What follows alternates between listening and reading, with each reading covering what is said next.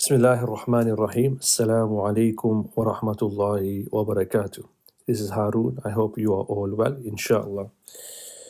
I want to begin a journey with you of a very important book in our Islamic tradition, a book that hasn't received the level of recognition that it should receive, a book that I believe is absolutely essential for scholars to read, to be familiar with, and to engage with.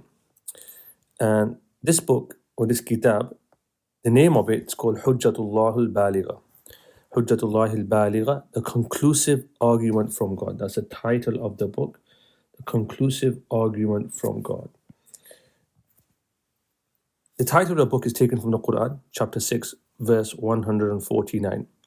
And in this video, I just want to introduce the book really briefly to give you an insight into it. And inshallah, if Allah wills, we will go into more detail with this important book. I've had the benefit, I've had the honor of studying quite a significant amount of this book with a teacher.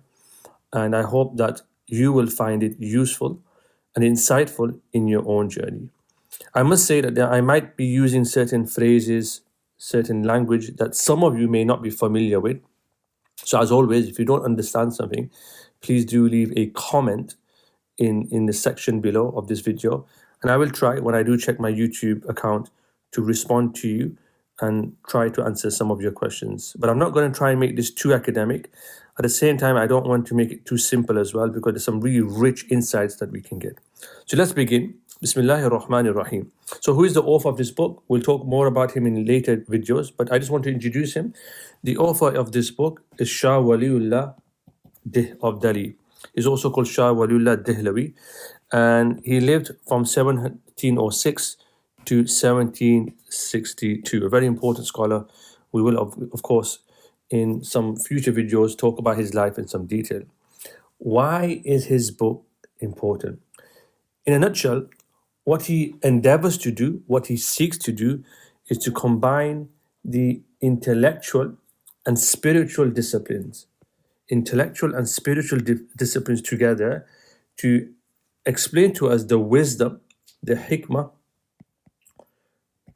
right, and inner meanings behind the hadith tradition. So the wisdom is hikmah, and inner meanings is what we would call the sir. We'll talk about this in detail. So when we read hadith, how should we read hadith?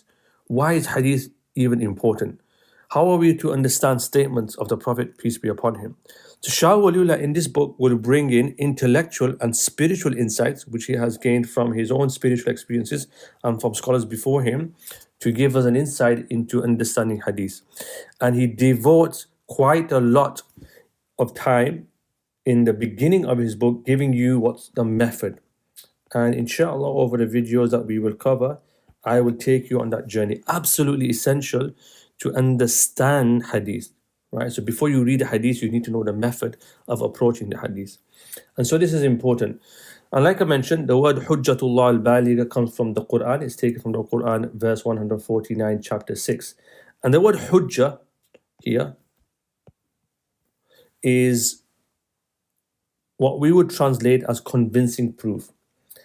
When people have a debate, or two parties have a debate, when you've given the hujjah, you've presented a convincing proof, an argument or formulation. Okay? This argument, according to our author Shah Waliullah, is referring to the inner meaning of religious obligation.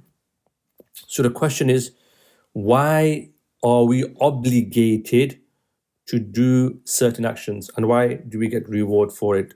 Of course, if we don't fulfill those obligations, then why is there punishment for it? Okay, we'll go into that in later videos. This is important to bear in mind.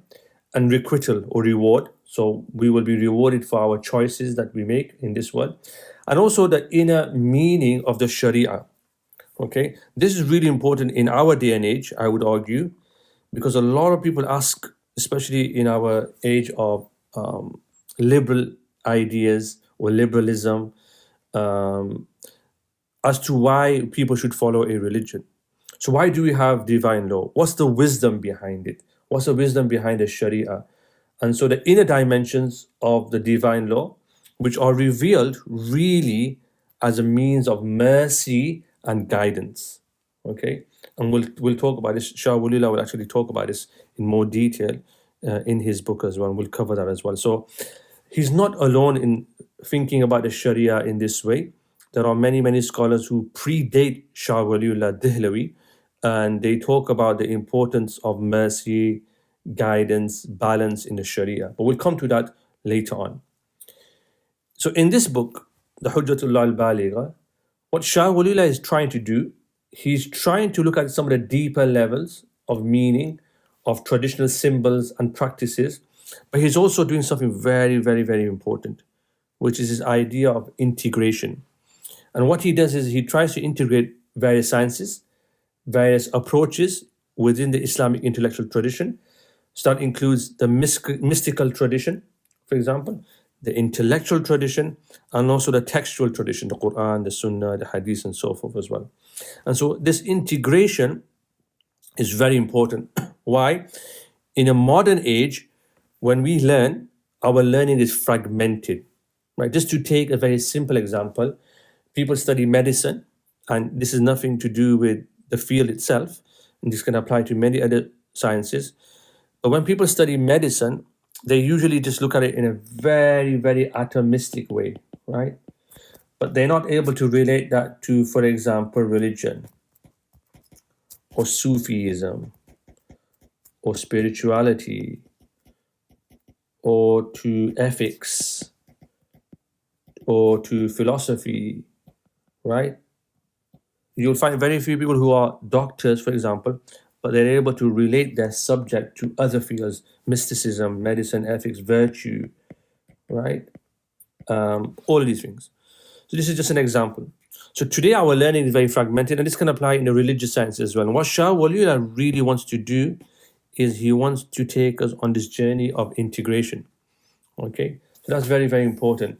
So he understood his mission to be the integration of the increasing fragmented and what we would call atomistic articulations of the Islamic intellectual tradition, which he found in his own time. So people were really looking at things from just one perspective. They weren't approaching things holistically from all the different perspectives.